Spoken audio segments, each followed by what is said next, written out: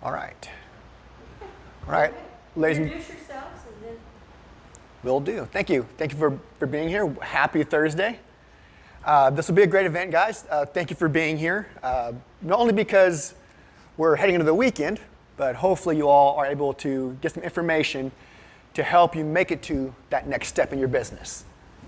So first off, I just want to say thank you to Lori and the Chamber for allowing us to be here. It's awesome that you guys are moving and shaking, always out in the community, helping people with their American dreams. So thank you for having us and allowing us to be here to speak about our programs and our services. Thank you.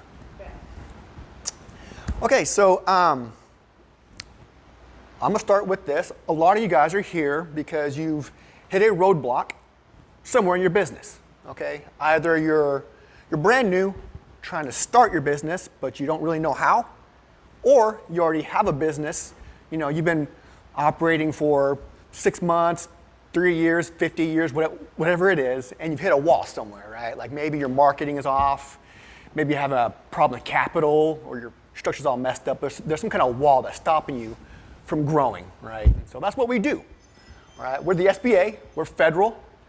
We were been around since the 1950s with the sole purpose of helping you guys start and grow your business. So the way we do that is through our core programs. We have a bunch of programs, but our core programs are what we call the 3 C's. That's in capital, counseling, and contracting. Okay, and so on that, and then real quick, what you guys have in front of you is a summary of our website. So if you go to our website, there is a treasure trove of information on there. But after about 85 clicks, people get kind of frustrated. So in response to that, we created a resource guide for you to summarize our 3 C's and some other programs we have in there as well. Okay, so on that, my name is Eli. I do marketing and outreach for the SBA. So I work in our dozens of counties that surround our metroplex. I go out and I work with chambers, organizations, associations, and small businesses to help bring our programs to their communities, right? And this is Robert. He'll introduce himself as well. Thank you, Eli, and thank you for inviting us down here today. My name is Robert Sheffalo. My title is Lender Relations Specialist with the Dallas-Fort Worth District Office of the SBA. I started with them just a moment before the outset of COVID, March the 2nd of 2020. My role is and was to call on bankers and as those of you that are here, to introduce you to our programs, help you, assist you as the frontline contact with the SBA and with regards to your SBA programs and lending. But with the onset of COVID, practically all of my time, let's say 95% of my time, because I still was charged with reaching out to the lenders, but due to COVID, we were thrust into the loan programs that were set up to assist small businesses and help them get through this period of time, be it the EIDL, the Economic Injury Disaster Loan Program, and the PPP program. And of course, my introduction to the lenders that I was assigned, and at that time there were 2 other lender relations specialists, and they carved out our county. Our district covers 72 counties here in north central Texas, and we span from Texarkana in the east along the Oklahoma border out to Vernon in the west and south, halfway to Houston, Austin, to Waco. I was carved out counties west of the Metroplex, and to talk to them about PPP and their experience. So I spent a lot of time talking with the consumer, with the small business owners that were trying to navigate those programs. And as a result of that, there are a lot of initiatives that have rolled out from the SBA as a result of COVID and the need for capital to small business owners. So I still spend probably 50% of the time talking to small business owners that are trying to navigate the programs that are available, the 7A, the 504, the Express, the new program, the working capital pilot program that was recently rolled out. So these are all a part of it, but also I'm spending time meeting with you all. So if you're a lender, I'm going to be your first line of communication to our office with regards to what we can do to enhance and provide you with whatever you might need to assist you. But if you have a borrower or you are a small business owner, I'm also a contact because I understand the programs that are available. I want to also point you to both as a small business owner, but also as a lender, to use your resource partners, be it the small business development centers. We have one here in Tarrant County. There's one in Dallas County. There's one in Collin County. There's one in Denton County. There's also one over in Corsicana. They all are based, and they're in a lot of the surrounding counties, but they're in our district. They're placed all around, and they are specifically there to help the small business owner prepare themselves to meet with you as the lender. The SBA rolled out an initiative just a couple of months ago. Are you lender ready? Eli had a big role in that, but realizing again the consumer, the small business owner, has a need for preparing themselves. They are wonderful at what they do, whether they're a baker or they're a candlestick maker or they are a retailer of furniture or clothing. They have a service industry. They know exactly how to do, and they're excellent and they're experts at that, but they have some issues preparing themselves with their finances and preparing themselves to meet with a banker. That's what these resource partners are for. Use them. They're also a good source of referrals for you, but they're there to prepare those consumers and small business owners with a business plan, with a budget, with a resume, any type of forecasting that they might need, can assist them through that process. Anyway, that's all laid out in through this little marketing piece that we have, but it's also, there's links to that. And we came with a PowerPoint presentation, which again, we can provide to you all, that has links to all this information as well through our website. Right. So what's the number one thing from a small business perspective that that you recommend or suggest? I mean, you're a small business and you're looking for funds. What's step one? So I would say probably the first couple steps are we have a business guide on how to start. And so download that, right, and kind of go through the steps on how to start your business. Number two would be to access our business counseling. So we have different types of business counselors, and they do different functions. One type we have is called SCORE. And SCORE is a group of retirees, right? So they've owned a business or they've worked as a CEO for a business, done very well for themselves, now they're retired. And they want to give back, so they volunteer at SCORE. And so it doesn't really matter what stage you're at in your business or what kind of problems you're having, because they've been there in the weeds just like you, right? So they've been there for 10, 20, 30 years. So they provide like a very deep mentorship, and they can help you throughout any kind of phase, right? So that's the first kind of counselor we have, free of charge for as long as you want, as much as you want. The other kind of counselor we have is what Robert was talking about at the SBDC. So the SBDCs, they're kind of like SCORE, but they offer more than just counseling. They do business counseling, but also loan assistance. So these are the people who have strong partnerships with our banks. And so what they'll do is they'll go through your business plan. If you don't have one, they'll help you write one. They won't do it for you, but they'll help you write one. And then they will help you put together a lending package and then help you reach out to a lender and get the right kind of loan. And then once you kind of get started or you get past your problem or whatever it was that you had, then keep going back to them over and over again for 5, 10, 15 years as you grow. Yeah, I look at them as you can use them both. There's also, if you're a veteran, there's a veteran business outreach center through the University of Texas in Arlington. If you're a veteran, you can go to them as well. There used to be a women's business center. The entity that had that contract dropped that. The SBA is in the process of renewing or finding someone else that will carry that mantle. But it's there. So there are these various resources that you have that you can go to that are funded by the SBA. The resource partners, the SCORE, SCORE, provide mentorships. The SBDCs I look at as a little bit more structured in what they can provide. But again, you can use either one. You can use all of them. They kind of intertwine. But also, I think they're good not only for the consumer, for the small business owner, but they're a good source that a lender can work with, both from the standpoint of if you have somebody that's not prepared, that they need a business plan and budget, you can direct them to your SBDC. But then they also, not only will they prepare them, but then they can also work with you to bring you other prepared individuals that are prepared to speak. So it's a good source to work with back and forth, to provide them for them to know who you are, that you're in their community, and that they have this access to you as well. We also have a third new partner too, called Operation Hope.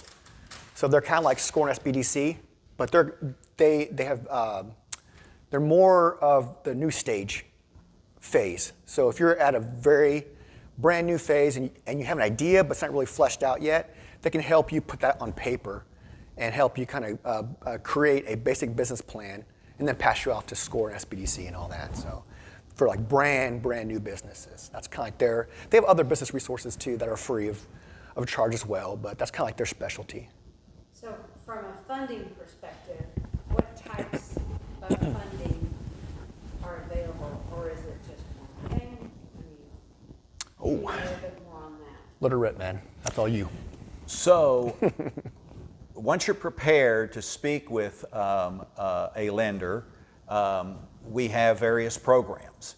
The flagship program of the SBA, and I say the flagship program, by far the more loans are made through it, are the 7A. And 7A is a designation of what it is, but it allows for loans up to $5 million. It provides for funding for, and we can provide funding for not only your place of business, the location, the brick and mortar, the real estate itself, but it can also provide for financing for equipment. It can provide financing for your accounts receivable, for your inventory. It can be used for acquisition of another business. I had a conversation with a lender in a small community to the southwest part of our district. They have 3 feed stores in their small community. One of the feed stores is the owners are aging out and they want to sell, and so one of the other 2 is in the process of setting up to buy them. They're an existing business, they're an existing feed store, buying an entity that actually is probably twice their size. Twice their size in that one of the components is they have the Purina feed distributor's license. And there's only one of those in each community, so they're buying that as well, they're acquiring that. So they have their business, they have their business plan, their budget, now they're going to acquire another entity. The funds can be used for that, for acquisition. They're acquiring a business, they're acquiring a real estate, and they're also probably needing some money for further development, for growth, probably salaries. But it's all going to come across, and they're going to pick up that business. They're going to double their business, but there's some unknowns. So there's financing for that as well. So that's the 7A. There's another program, a 504, which is a 2-step or a 2-loan program with a first and a second. That's primarily for acquiring your place of business. And by the way, the financing, as lenders know, but the financing that is provided is for your place of business. It's not for speculation that you're going to buy something to lease out. You can acquire a property that you're going to inhabit. If it's an existing building, you need to occupy at least 51%, and you can lease out 49%. If you're building, however, you're going to need to occupy, when you go into it, you're going to need to occupy 60% with another 20% over the coming 10 years. 10% within 3 years, another 10% within 10 years. So that you're occupying on a new construction 80%. That's your 7A loan. The 504 is as well as for heavy equipment, and it's primarily for real estate in your place of business. It's a first and a second, where the bank has a first lien, and the second lien is the SBA debenture, up to 40% loan to value, and it's a fixed rate. Can be for 25 years, and fixed rates somewhere between 6.5 to 6 3/4. So as a borrower, that's big. You're going to have a blended rate with your bank, which is typically going to be an adjustable rate, but it's a 2 loan. Another popular program is the Express.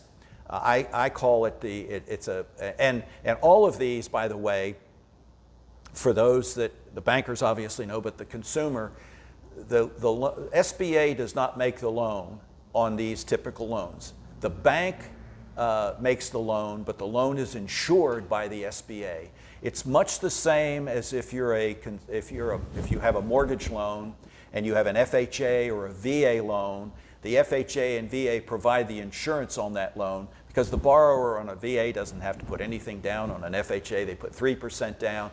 It covers against default.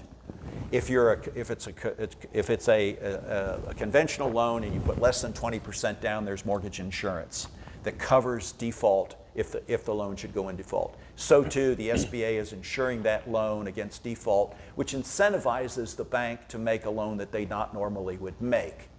Meaning, it's not a bad loan, it's just that the banker doesn't know you, or it's beyond their typical lending criteria. And so the SBA opens it up to the small business owners. SBA was created back in 1953, realizing that small businesses are an integral part of our U.S. economy. They employ greater than 50% of the workforce, and they're a part of the growth and development of all of our communities. So the SBA, the federal government, realized that they need to get behind it and provide these resources for small business owners at no cost or very little cost to you to prosper. There's also, I want to break out, there's term loans and there's lines of credit. Term loans, let's say you were to qualify for $1 million, and on a term loan, you're going to get that $1 million, and let's say it's for it's for acquisition, you're acquiring a business, or you need it for your accounts receivable, or your inventory, or your growth. You got $1 million, and you qualify for it. The bank gives you that $1 million, and if it's a accounts receivable or a loan of that type, typically it's going to have a 10-year term, maximum term. You're going to amortize that loan beginning from day one, or from a month after you've received that loan. You're going to start amortizing that loan over a 10-year period of time. Now, for a loan that's secured by real estate, you can get up to 20, 25 years, and it would amortize over that period of time. That differs from a line of credit in that you've got $1 million, but you don't need that $1 million up front. You need, let's say, $100,000 now, but you want to have access to $1 million. You have $100,000 and you receive that. You're paying interest only on what you've received, not on the total balance of what you have available to you. So as a small business owner, you're conscious of your cash flows. You only need $100,000 or $50,000 or $10,000, whatever it might be. You're borrowing that because you need it for immediate needs of this month. Next month, you may need another $10,000, and you draw on that line of credit, and you're paying interest only on that portion. And then as you start receiving, because maybe you give your customer terms, 60, 90, 120-day terms before they pay you. When they finally start paying you, then you can start paying down that line of credit. So these are things that you're going to look for, and you have knowledge for that this is what you're going to ask for when you seek a loan. whatever your needs may be. And a lender may or may not provide a line of credit, but typically many of them do, just because it's a line of credit loan requires more servicing from the standpoint of the lender, meaning that if they disperse the entire balance of the loan up front, then they amortize it and they have payments that come in once a month, as opposed to a line of credit. They're having to calculate what the balance is, what the outstanding balance is, and the payments are constantly, interest only, are constantly changing. Typically on our line of credit loans, you're going to pay interest only over each month. And then if it's a 10-year loan, you're going to be able to draw on it up to a maximum of 5 years, and then you have 5 years to amortize it, pay it out. Okay, questions? That's a lot of stuff. So if there are any questions from anyone, lenders included, you may want to interject what you do and what, because there are some folks in here that are. Before we have the questions, there's also, so that's with the bank loans. We also have micro lenders too. So we have a network of banks. We also have a network of micro lenders. So these are loans for people who aren't bankable yet, or just require a smaller loan, right? Or they're like brand new businesses and they can't get a loan from a bank, right? So they can go to a micro lender and get a loan that's under $50,000. To start building their. Yeah. And so as they start a smaller loan, they build themselves up over the next year or two, and then as they grow and are ready to expand, they can go ahead and refinance into a bigger SBA loan. Yeah. My name is Chairman Sampson, commercial real estate agent and business broker. My question is about what you mentioned about the accounts receivable. Can you elaborate on how that helps business owners? Let's say they have accounts receivable. They have people that are that owe them money, and so you're going to and part of that, we're going to potentially, the lender is going to can lend on that. We have a new program that has come out. We call it the Working Capital Pilot Program. That's either asset-based or project-based.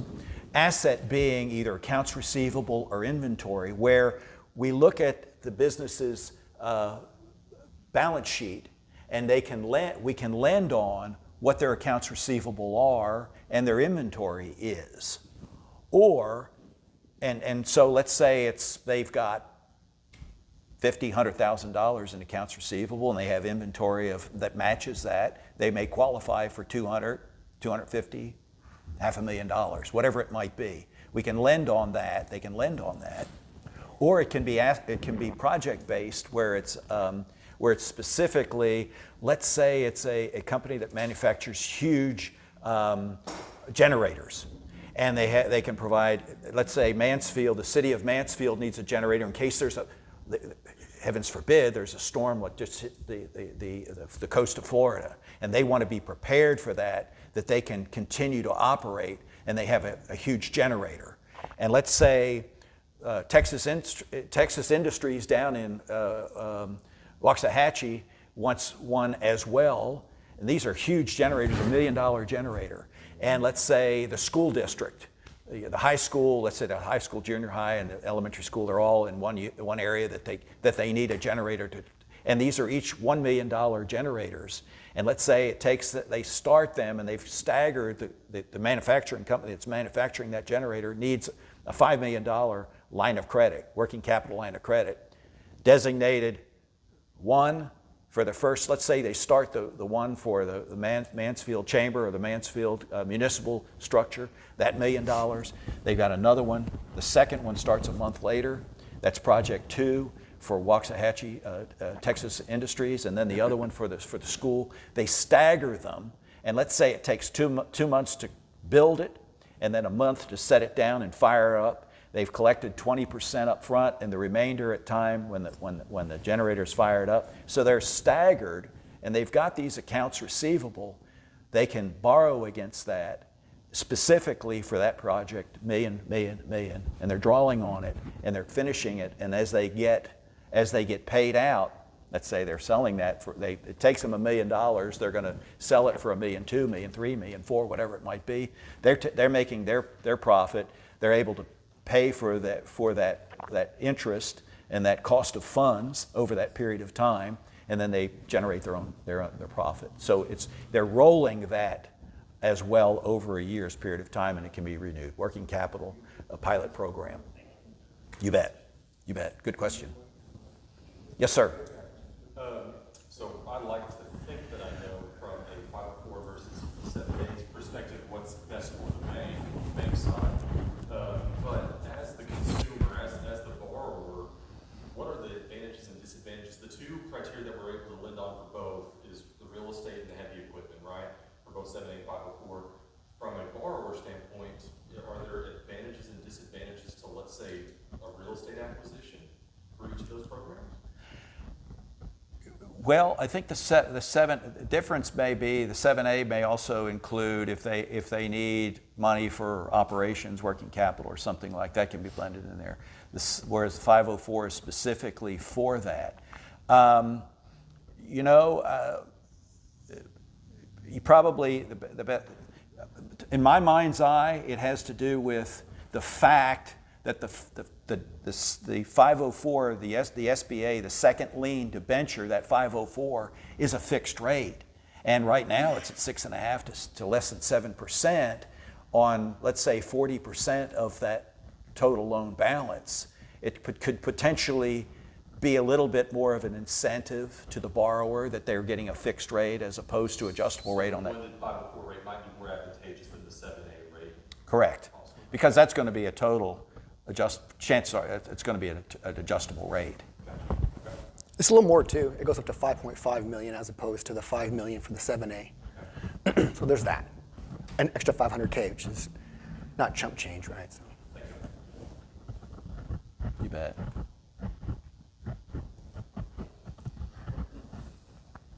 Okay, I have a Yes, sir. request. You bet. Do you have any loan that would cover the initial cost of a finish out of a shelf space?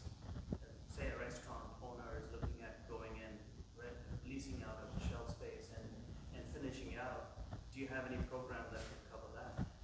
Well, yes, they have the ability. Each programs can provide for that, as in a 7A, because you do have, and whether it be just a finish out or whether it's actually new construction, and as in a builder building out a home, typically the line of credit program, cap line program, can provide for a builder up to 5 years, where they can build out over a period of time, a year, year and a half.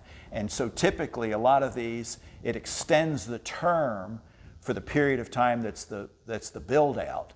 And maybe they're only paying interest only during that period of time, and then once they're finished, it rolls into, let's say it's a total of $500,000. It's a relatively new business, and they have $100,000 that they're going to finish out a beautiful storefront right on the square or right on in Mansfield. So they can draw on that, and then it rolls into the permanent loan 6 months, a year from now to be paid out. Or maybe it's also a part of their line of credit that they have, that they structure over a 10-year period of time, and then so it can be either a term or it can be a line of credit as well. And so, but it is structured, it can be used for that as well. Yes. And so if you have if you know your bank and they know you, go ahead and work with them on that. But if you don't, then you can work with our counselors from like the SBDCs, and they can help you put together that entire plan step by step, and then kind of go through every single cost you need and put that package together for you, or help you do it. I have a question for you. So who determines the feasibility of the loan for the consumer? Is it SBA in conjunction with the bank, or is it the bank? Well, and lenders here, let me put my 2 cents in, but you've got lenders that are here as well.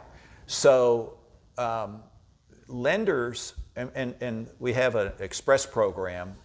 I like to say the Express is up to $500,000. It only provides 50% guarantee. I like to say that that's a banker's toe in the water, testing out SBA lending. It's their ability. They go through the application process and they're approved. They want to become an SBA lender. They start off with Express. It's up to $500,000. It's 50%. The SBA is going to let them operate and originate those loans. They have the ability, yes, to approve that loan. A lot of lenders want to have the ability to control the approval process because the turn time is faster. Their neck is on the line because they're making that call, okay? There's then the 7A that gives them to $5 million, or the working capital program, and the working capital is a little bit different because it starts off where we're approved through our finance managers that look at those loans. But typically, a lender can become PLP, meaning they have the authority, like on the Express, to approve the loan. And they have the ability to underwrite the loan. Now, the loan, we put the loan, there's an automated underwriting system. You put it through our automatic system, E-Tran. The loan is uploaded, and if everything is as you say it is, they come back with the criteria. And typically there's documentation that you put in a file and you upload into the file, and all that is true and correct. The lender can make the decision.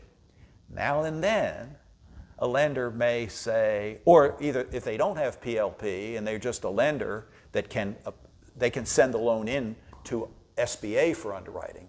Or if it's a loan that there's a little bit of question about and they're a little concerned, they may want to send it in. Like my case in point of my lender that called me yesterday, it's a $4 million deal. They haven't done an SBA loan. He was telling me, he's a younger fella, and he lives in this community. His parents did an SBA loan, and they just paid it off like 2-3 years ago. They've had it for 20-some years. They haven't done, other than PPP, they haven't done any SBA lending. This is going to be his first SBA loan in, a long time. He's talking to me about what he needs. I'm talking to him and giving him some comfort level, but he still may be, because he said his initials are on this loan. He may feel that, hey, he's got the time. He may do everything he needs and put his package together, but as a test, he may send it over to make sure he's got everything, so that the SBA puts their stamp on it. Okay, so I'm a new business. I've been in maybe a year and need funding. What are the bare bone requirements that I would need for an SBA? Whoever wants to answer that. Does anyone want to try, or do you want to test me first? Can I add to that? Huh? Can I add to what you just said a little You bit? mean for the question? Yes.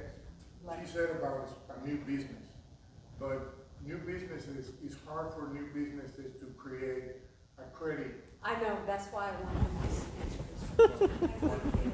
Thank you. Yes, we're on the same page, sir. Go, guys. Is that one of my questions, or do you Somebody want to take it. interject, Somebody Eli? take No. it. You want to start, or you Well, want me to? I was- you want me to? I was- I'm just gonna say Can the banks right answer? now, the majority of the people that are watching this that have a business are within under that 5-year time period, okay? And so they're new, and they may be struggling, and they may be, all right, I've already used up the funds that I had, now I need to find some more, and what do I need to do, and what's the bar that I have to jump over in order to maybe get that loan? I need to know the bar. So anybody feel So free. let me start off, and let me have my lenders here kick in, if we may. All right. So I'm going to say it's going to be a challenge for a lender to completely, if it's like a foot race. Somebody comes up to the line and they have never been in this type of business before. They don't have any track record. They just say, man, I have a dream. I have a dream. I have a dream. Yes. That's going to be a challenge. I know. That's going to be a challenge. I know. Now let's take it the next step. Well, I'm a great baker. I've got people that can give me testimonials on that. Okay, so you want to open a cupcake shop. That's going to be a challenge, right? Let's say that person has worked in a cupcake shop and they have, experience. That may be a challenge, but let's say they operated that let's say they're a dog groomer and they've worked as a franchise in a franchise operation, and they're going to now move it from their location from Burleson to Mansfield. They want to open a store in Mansfield. They were operating an operation for someone over there. And they have a track record, and maybe they have a following that will say, you know what, we love you, Missy. You're the greatest thing. You've been doing this for us for your years. We think we'll follow you wherever you go. That may give some credibility. It's going to be a real challenge unless you have some prior background, some experience, some financials and some tax returns that show that you have actually done what you say you're doing as a startup. So as a startup, it's going to be a challenge. If you I'm going to jump ahead. So let these lenders. So Go ahead. the benefit of the SBA is for the banker because of the insurance perspective on it. Yes? I'd say Yes. yes, but it also helps the business owner get a loan that they probably normally couldn't do because we're guaranteeing it. And I would say this on his point as well. I keep pushing this, but that's the power of our business counselors. So maybe the lenders here in Mansfield won't lend for a new business, but we have over 200 banks in our network. And so the SBDCs, they know what banks lend for what. And so work with them and say, okay, hey, I've been in business for a year and I'm having problems getting a loan in Mansfield with my bank or with these banks here. They'll be like, oh, hey, I know this bank that they loan for new loans over here. Or start smaller and work with a micro lender. You might want a $300,000 loan to start now, right? But maybe you aren't at that level yet. Maybe you don't have good credit yet or good business credit. Well, the micro lenders, they have looser criteria, right? So step one would be you guys in finding that type of thing. Step two is then in conjunction with the banker because you're insuring that. Then step three, it may not be you, it may just be the banker by then, maybe. Well, I think I'm just trying to put it in a picture. Step one may be calling me. Yeah. Because I'm going to give I'm going to give that small business owner, because I get calls like this all the time. I mean, I had 1,500 of those this last fiscal year of consumers calling me wanting, by far, it's by wanting fine access to capital. Right. So I give them plenty of time. I'm on the phone with them and I can watch, 30 minutes to an hour of what they need to have, and then I can provide them information, but then I initially tell them from here, your first step is to go to one of these business counselors. I think the misconception is that the SBA is an automatic for a brand new business, and I'm just saying that. No, That's you have to why be ready, I yeah. want to clarify. Right. I'm trying to clarify. Absolutely, To give yeah. accurate information, because I hear that and I see that, they think that SBA is automatic for anybody. You just don't get it. You just go fill out the application. You're right. We do have levels, so like if you aren't bankable, we do have other to get a smaller loan or resources to help you become bankable over time. But yeah, it's not like we're just giving out free money. Like no one gives Right. out free money. There's right? no, Like, yeah, there's no. Also industry types that SBA can do, including banks as well. Oh yeah. Yeah, like You no bet. You bet. adult. Having Yeah. a full, complete business assessment review with your banker would help out tremendously. Normally the call comes to a general, either personal business banker in the community, right? Where then, whether it be the small business owner that woke up that morning saying, I want to start a business, or somebody that was referred to a business banking expert or a lender on the fact that they see what these small business owners do in the community. They maybe possibly haven't been guided in the right direction, and ultimately they end up in front of our desk saying, what do I do and who do I call? So getting a hold of somebody like Robert would be the next step for us. Then thereafter, by the time they go to Robert, we've at least done a full financial review on the guarantors, the business, the entity, and we've at least either informed that small business owner or presented them at least to first base, right? And making sure that their documentation and their legal binding documents are in order, that they have the required liquidity and the cash source where it needs to be at the time of the request, if needed. 3 is, are they in the industry type, right? That would be okay to be pushed to SBA for guidance or for consulting of some sort. And then whether there's comparables of business similar to what they're doing to see where they're considered either a startup or if they're already in the second or third stage of the business. Okay, here's the next thing I want to know. I have the dream. So when someone is in that thinking stage of I want to do something, what is the best piece of advice, whether they're there or let's say they're not even there yet? Let's go to our high school students. What is it that people need to understand about getting money? That is an All right, question. what is it? Awesome question. So in banking, you have it very simple. We have the 4 C's. First one is credit. We're going to look at there's no business credit, right? We're starting out. Right, so Like personal credit. First thing. Second thing is cash flow. Okay. Can these guys pay us back? So if they're starting a new business, then they need to have a business plan with 2 years performance. To understand, okay, this is my plan. This is what I'm going to do, and this is how much income, this is all my expenses. This is how it's going to work, and this is how I'm going to be able to pay you back. So credit, cash flow. Pay us back. The third thing is collateral. Because for a bank, we have to, we hope it doesn't. We don't, Just in case. we don't want to, we're not in the business of collecting kitchens, real estate, Right. properties. We're not in that business. We're in the business of collecting interest. So we're not, it doesn't help us, oh, but you have my house, or you have my commercial property. We're not in that business. We're in the business of collecting interest. So,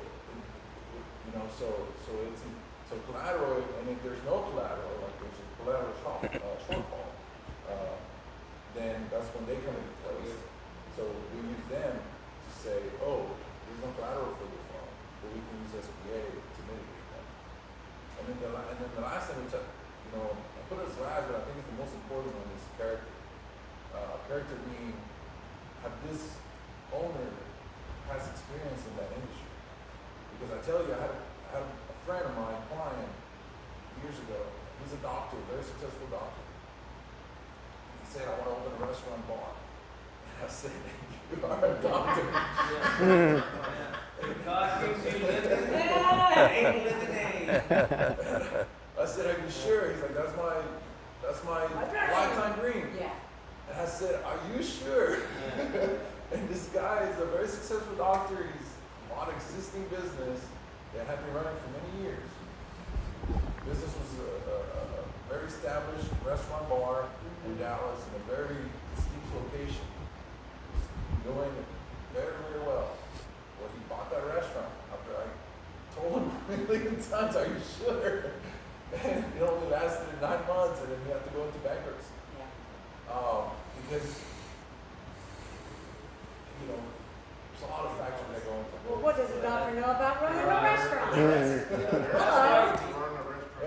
and so I have why clients SBA that is say, great.